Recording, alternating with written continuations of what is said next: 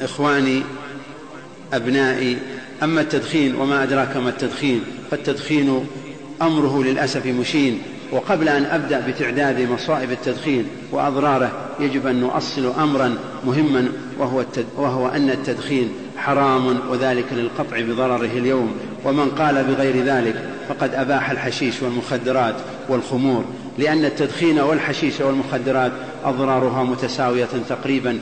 والتدخين يا أخواني أكثر ضرر على مجتمعنا من الكحول وغيره. وقد دار بيني وبين أحد المدرسين حوار، وكنت في مدرسة ثانوية، وحين بينت حكم الدخان قام للمدرس وقال لي: يا شيخ الدخان ليس حراما. قلت: ليش؟ قال: أريد آية في كتاب الله يقول الله فيها: حرمت عليكم الدخان. فقلت له: أنت تأكل البرتقال والتفاح والموز؟ قال: نعم. قلت: أبغى آية في القرآن يقول الله أحل لكم البرتقال والتفاح والموز. قال: ما فيه. قلت: وأنا ما فيه. القرآن مو كتاب مطعم يسرد لك الأطعمة كلها يقول هذه حلال وهذه حرام. القرآن منهاج أمة، جعل لك ميزان في سورة الأعراف، قال: يحل لهم الطيبات ويحرم عليهم الخبائث. فكل الطيبات ما ضيق الله علينا شيء، كل من اللحم والشحم والموز والبرتقال والتفاح والعسل والتمر والزبيب واللبن والحليب، كل من آلاف الأشكال، لكن الخبائث محرمة. فقال لي والعياذ بالله، وكان رجلا منكوسا، قال لي: الدخان من الطيبات، أنتم المطاوعة الدخان عندكم من الخبائث، أما نحن أصحاب الدخان فنحن الدخان عندنا من الطيبات، وما دام من الطيبات فالله يقول يحل لهم الطيبات. فقلت له: أنت متزوج؟ قال: نعم. قلت: وعندك أولاد؟ قال: نعم. قلت: إذا رأيت في يد ولدك حلوى تزعل؟ قال: لا. قلت: وإذا رأيت في يده سيجارة ترضى؟ قال: لا ما أرضى. قلت: ليش؟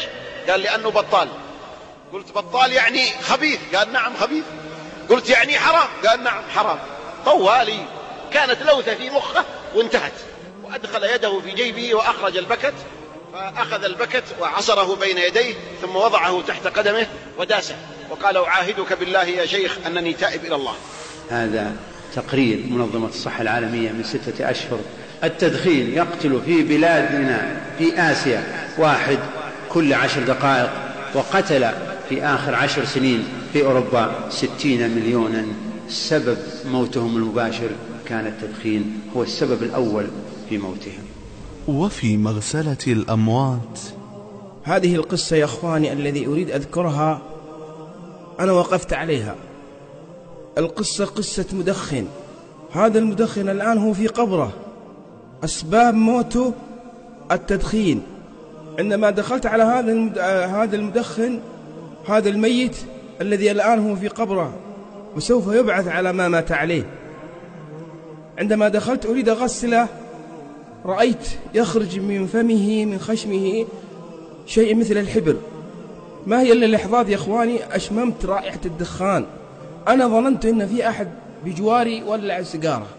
يوم ألاحظ يا إخواني أناظر إلا هذا الريحة التدخين تنبعث من هذا الميت، والآن هو في قبره. يقول النبي صلى الله عليه وسلم: يبعث المرء على ما مات عليه. يا أخي الكريم، هل تريد تميت هذه الميتة؟